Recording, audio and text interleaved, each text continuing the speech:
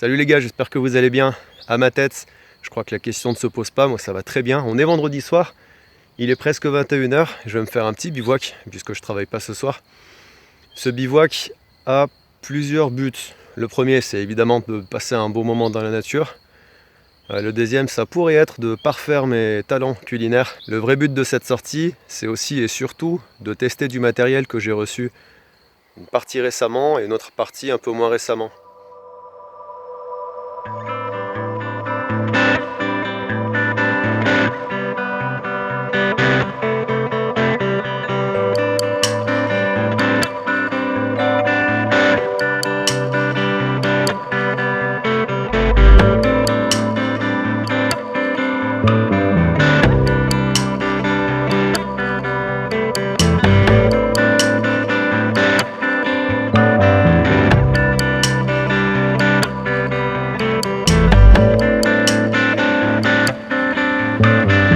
Voilà, je suis arrivé sur le camp, donc c'est là que je vais passer la nuit. Je profite qu'il y ait encore un petit peu de lumière du jour pour tourner cette vidéo.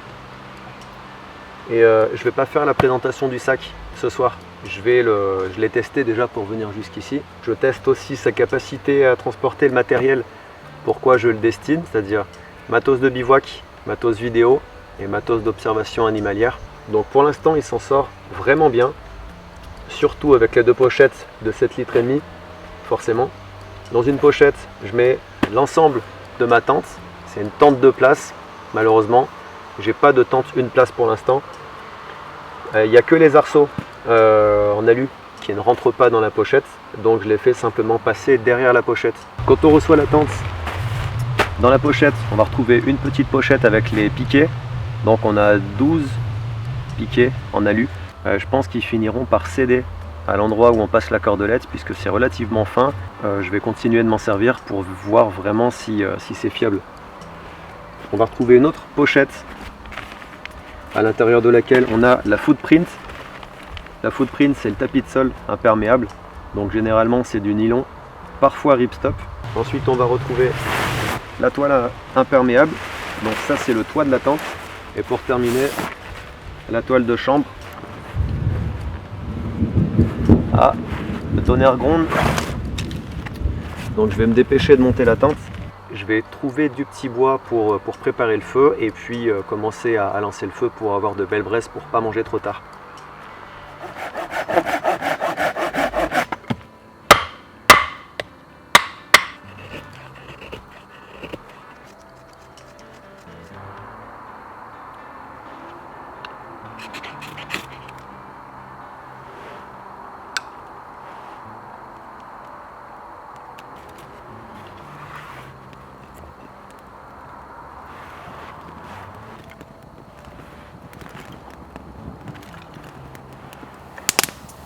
Aujourd'hui, je bois une bière Castelin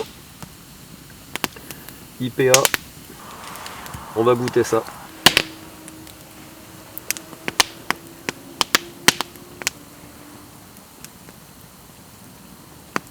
Oh, ah ouais, bien sympa, très bonne. Que 6,5 degrés, que entre guillemets, hein, forcément par rapport à la bouche. Voilà, triple carmélite. Mais très bonne. Un petit peu amère en fin de goût, mais elle a vraiment un bon goût.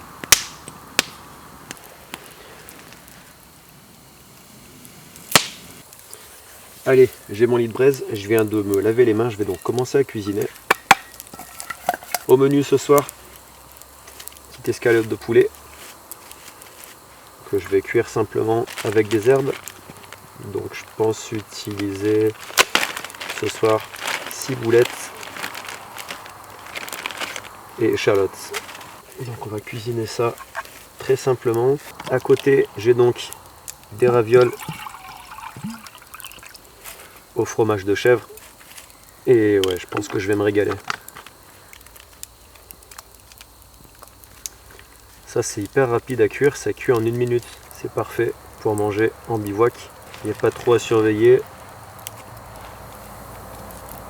C'est ce que j'aime. Papier sulfurisé, ça brûle très bien. Voilà, allez, on met sur le feu. au-dessus des braises. Voilà, donc j'ai mis à cuire mes ravioles au fromage de chèvre. Ça a bonne tête. Ça va vite cuire. Et à côté, mon poulet, ciboulette échalote. Donc lui, par contre, je vais surveiller la cuisson pour pas le faire brûler. Et là, je te cache pas que vu l'heure, j'ai bien faim.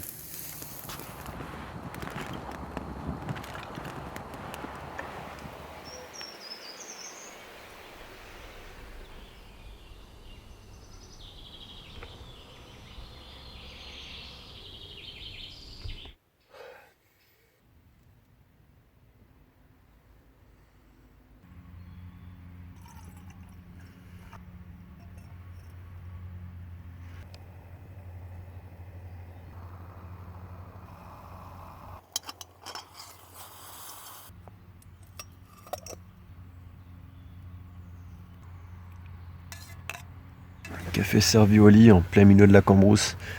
C'est parfait. Allez, il est temps de sortir quand même. Donc j'ai pu tester la tente Terra Hiker de place. On va appeler ça une tente légère. Elle pèse 2 kg, je crois 2 kg 100. Pour une tente de place, c'est plus que correct, sachant qu'en plus on peut se partager le poids sur 2 sacs à dos. Donc je l'ai testé sur une nuit en forêt. On ne peut pas dire que j'ai un vrai retour d'expérience par rapport à ce que j'avais prévu de tester. Cette tente, je l'ai demandé à Terra Hiker pour mon projet de filmer le massif de la Grande Chartreuse cette année, sachant qu'en moyenne et en haute montagne, je risquais d'avoir des températures négatives. Donc bilan de cette première nuit, très bien. Je m'attendais, moi qui ai l'habitude de dormir en milieu ouvert, on va dire, sous tarpe, que ce soit au sol ou en hamac, je m'attendais à faire un peu de claustro. Finalement, non, ça s'est très bien passé. Je me suis adapté assez rapidement. Alors que la température dehors était de 13 degrés. À l'intérieur de la tente, on avait du 15-16. Bon, bah, ouverture latérale, ça c'est bien aussi pour pouvoir regarder dehors ou se faire un petit café sans sortir du sac de couchage. Ici, on va retrouver la possibilité, avec une patte un petit peu rigide, la possibilité d'aérer encore plus la tente pour éviter la condensation. À la base, c'est comme ça, c'est fermé. On ouvre, on met la patte, on fixe la patte, pas évident d'une main, comme ça. Et là, on a une meilleure ventilation. Les absides, d'une main, j'ai fait ça tout à l'heure, sans sortir du sac de couchage. Donc là, on a l'abside. Ça fait un espace de vie où on peut mettre les sacs à dos. Quand on dort à deux dans la tente, évidemment le sac à dos il n'a pas sa place dans la tente. Mon couchage cette nuit, il était relativement simple. Le Thermarest Z-Lite en tapis principal des pieds à la tête. Un petit bout de tapis de sol D4, c'est le tapis que je mets systématiquement dans tous mes sacs à dos pour les rigidifier un petit peu, pour leur donner une forme. Ça prend pas beaucoup de place dans le sac à dos et dans mon cas c'est utile puisque j'ai un petit peu mal au dos. Donc je mets ça en plus du Thermarest. Évidemment quand j'aurai un tapis gonflable, la question ne se posera sans doute plus. Sac de couchage, un sac 15 degrés D4 qui a vraiment pas coûté très cher. C'est le sac qu'on avait acheté pour ma femme en juin 2015 quand on a fait notre bivouac au lac du Crozet dans le massif de Belledonne. À l'intérieur de ce sac de couchage, j'ai utilisé le SOL BV Escape qui normalement est un sursac imperméable. Moi je m'en sers de liner, sac à viande, et je trouve qu'il fait bien le boulot dans ce cas-là. Il n'y a pas du tout de condensation dans mon cas. Là-bas, on a mon change de vêtements pour la nuit, des vêtements secs, chauds, pantalon polaire, chaussettes en laine, bonnet. Évidemment, je suis obligé de prendre un change de vêtements pas cher pour aller avec mon sac de couchage pas cher. Quand j'aurai la possibilité financière d'acheter un sac de couchage qui a une bonne isolation pour la nuit, je pourrais me passer du change de vêtements. L'oreiller, Quechua, mon réflexe, le trépied, le mec qui dort avec son trépied à côté, bah ouais, ça existe. Le Vicks Vaporub, parfait pour moi qui ai le nez bouché 365 jours par an, sans forcément avoir ni rhume des foins ni rhume tout court. Et puis c'est bien aussi pour protéger contre les moustiques. On s'en met un petit peu sur les bras, derrière la tête, et ça protège des moustiques. Sac à dos, Wisport Raccoon 85 litres. Un bon gros sac à dos, j'allais dire un bon petit sac à dos, non, le mot petit n'est pas adapté dans ce cas-là. Bon gros sac à dos, 85 litres, c'est énorme. Si je veux observer un peu la faune sauvage en haute montagne, il va falloir que je prenne un gros sac qui me permet d'emporter à la fois mon matos de bivouac, le matos pour filmer, et au moins une guidée suite de façon à pouvoir m'approcher un peu plus près des animaux. Voilà le couteau.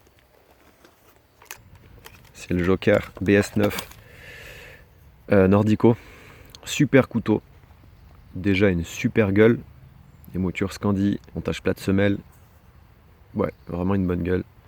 Un couteau que j'apprécie beaucoup, que j'ai vraiment apprécié utiliser. J'ai bâtonné comme un bourrin avec. Aussi bien au bivouac avec Toff, où on a dormi en hamac, que hier soir pour préparer mon petit bois pour le feu. Et nickel, ça n'a pas bougé. Il encaisse bien les coups. Vraiment un super couteau. Regardez-moi cette gueule. Bon bref, donc retour sur la tente, plutôt positif. Je vais continuer de l'utiliser un petit peu, mais mon bilan pour l'instant, on pourrait appeler ça un pré-retex, il est plutôt bon, il est plutôt positif. Par contre, j'ai pas pris la pluie encore, donc là le retex c'est vraiment très limité. Bon bah c'est parti, remise pour la pluie. Donc voilà, une bonne nuit avec un bon repos réparateur. Maintenant il ne reste plus qu'à aller tester tout ça en montagne. Et ce qui m'intéresse maintenant, c'est de voir si je peux monter la tente en commençant par le toit imperméable et en terminant par la chambre et la footprint.